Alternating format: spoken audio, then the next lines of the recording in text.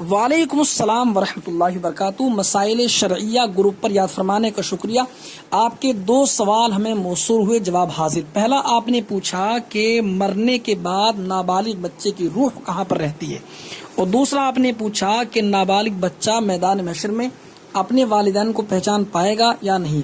دیکھیے عزیز محترم، آپ کے پہلے سوال کا جواب یہ ہے کہ مرنے کے بعد چاہے نابالغ کی روح ہو یا بالغ کی روح ہو یا عمر رسیدہ کی روح ہو، مرنے کے بعد یاد رکھیے گا دنیا اور آخرت کے درمیان ایک اور عالم ہے جس کو عالم برزخ کہتے ہیں۔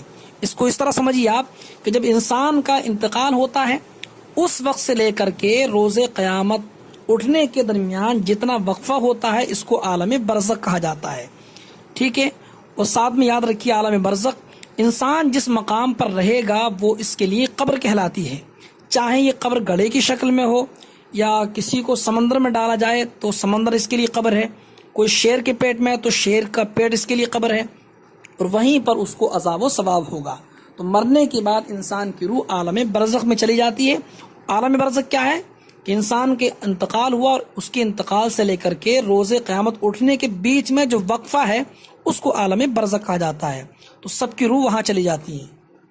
اب یہ کہ حسب مرتبہ جو ہے مرتبے کے مطابق کسی کی بلندی پر ہوتی ہے، کسی کی زمزمی کنویں پر ہوتی ہے، کسی کہیں پر ہوتی ہے، یہاں تک کہ حضور صدور شریعہ علامہ امجد علی رحمۃ اللہ تعالی علیہ نے اس کی تفصیل فرمائی بہار شریعت کے اندر پہلے حصے میں، جہاں پر عالم برزخ کا بیان آپ فرماتے ہیں مرنے کے بعد مسلمان کی روح حسب مرتبہ مختلف مقاموں میں رہتی ہے۔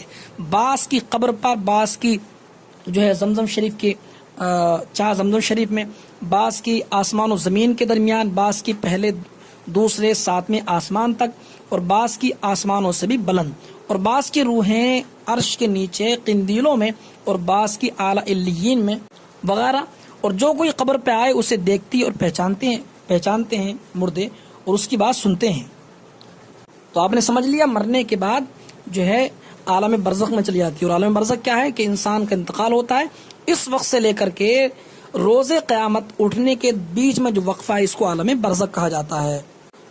دوسرا سوال جو آپ نے پوچھا کہ نابالغ بچہ اپنے والدین کو پہچانے گا، بالکل اس سلسلے میں یاد رکھیے گا عزیز محترم، میدان محشر میں جو بچے نابالغی میں فوت ہو چکے ہیں وہ اپنے والدین کو بخشوائیں گے، اللہ تعالیٰ کی بارگاہ میں عرض کریں گے۔ حدیث شریف کا مفہوم ہے، سرکار فرماتے ہیں صلی اللہ علیہ وسلم کہ وہ مچلے گا اللہ تعالیٰ کی بارگاہ میں نابالغ بچہ جو بلوغت کو نہیں پہنچا ہے، فوت ہو چکا، اگر مسلمان ہے اس کے والدین، تو وہ بچہ جو ہے اپنے والدین کی بخشش کروائے گا، اللہ تعالیٰ کی بارگاہ میں عرض کرے گا، اللہ تعالیٰ اگر چاہے گا تو اس کے والدین کو بخش دے گا، ٹھیک ہے۔ السلام علیکم ورحمۃ اللہ وبرکاتہ۔